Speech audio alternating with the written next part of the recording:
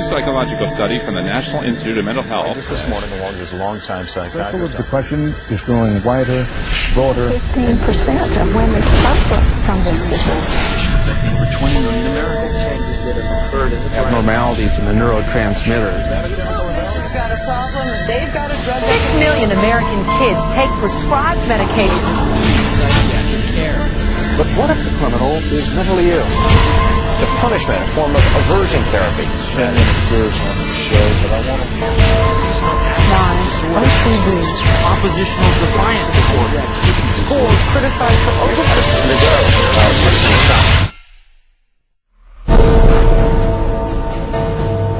Everywhere you look, there it is. Think psychiatry has nothing to do with you? Think again. The whole field of psychiatry has gotten into every facet of your life. They basically believe that everyone is mentally ill. You smoke too much, it's a disease. You're too unhappy, it's a disease. You're too thin, it's a disease. You're too fat, it's a disease. Where are these coming from? These are coming from the minds of psychiatrists that are dreaming these things up, writing papers and getting published with their names on it, creating these new diseases. First he said that I had ADD. Then he said that I was depressed. Then he said I might be bipolar, but I don't have ADD anymore. And he said, you know, I've been noticing you, and I wonder if you have it too. What they decided is that both my husband and my son had a chemical imbalance that needed to be corrected with a chemical balancer.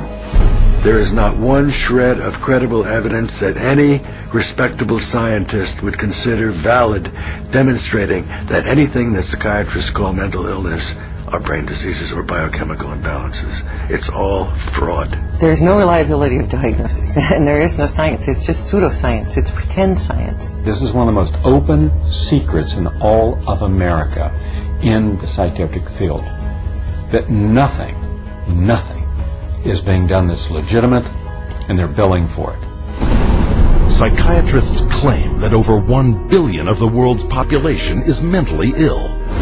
In the past 30 years, they have prescribed psychiatric medications to 543 million people. And right now, they drug 17 million school children with stimulants and antidepressants. When recently asked about the scientific basis of their profession, those psychiatrists willing to be interviewed offered nothing but excuses. Psychiatric illness is not really illness. How do you evaluate if someone is cured or sick? Here is certainly something we look forward to. We had no earthly idea how to accomplish. We're not good at causes. We don't know what causes mental illness. But that hasn't stopped them from pronouncing themselves mental health experts and treating people against their will. And the results? This psychiatrist, man who's supposed to work to heal people, has done nothing but destroy this man's life, and in destroying his life, destroying the lives of all of his loved ones. Excuse me. They've damaged and ruined my son, and they've trapped him in a system. The way that they treated him and made him feel like he was worthless. Bryant was being kept dumb and high on Ritalin so that they could make $2,500 per month. He gave me Valium, and I got addicted to it. It wiped out my life. My life has been ruined.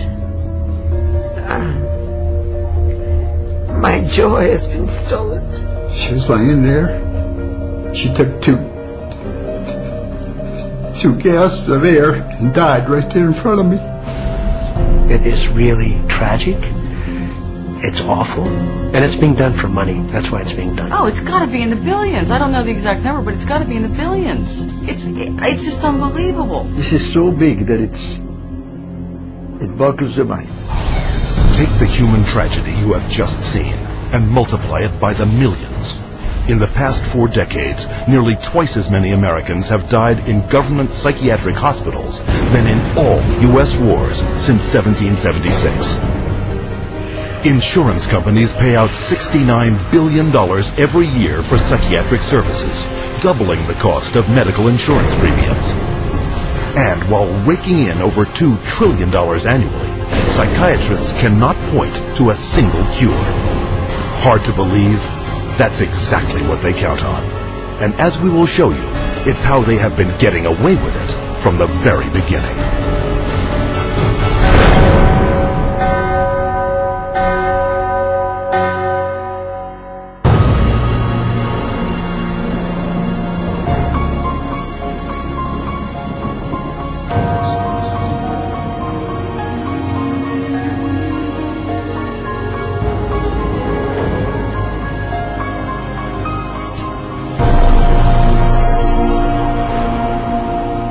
The roots of psychiatry have to do with control, power, and alienation from certain groups of people who were uncomfortable to be around. They were locked up in these places to get them out of the way. The history of psychiatry, I think, really is related to institutions. Bethlehem Royal Hospital in London was one of the world's first psychiatric institutions. Commonly referred to as Bedlam, the hospital was little more than a warehouse for those deemed mad. Inmates were confined to cages, closets, and animal stalls, chained to walls, and flogged, while the asylum charged admission for public viewings. In the 18th century, William Batty was the first to promote that his institutions could cure the mentally ill. Batty's madhouses made him one of the richest men in England, though his treatments were every bit as inhumane as those practiced in Bedlam, with not a single patient cured. His financial success triggered a boom in the asylum business and an opportunity for psychiatrists to cash in on this new growth industry. This was an era where, on both sides of the Atlantic, specialized institutions for the mentally ill are beginning to be built in large numbers. Those institutions date back certainly to the beginning of the 18th century, and in a few cases even earlier than that. But the explosive growth of an asylum sector, of asylumdom, as some historians have called it, is very much a 19th century phenomenon. It's that period when the state is persuaded to invest tax dollars in building these places. But while those who ran the institutions were getting rich, psychiatrists yet lacked the credibility to maximize their cash flow.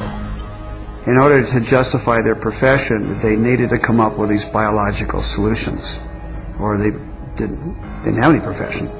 The only way for them to solve that was to attempt to start believing that these people that were suffering from emotional disorders was from a biological basis. Whatever was done to make this person more manageable would be simply called a treatment. And the sad reality is that many of these so-called treatments were, in essence, torture. The near-drowning devices that were developed in this period, for example, must have been appallingly frightening. For example, one device involved putting the patient into a coffin, closing the lid, and dumping it into a bath of water, and then opening it up and trying to revive the patient.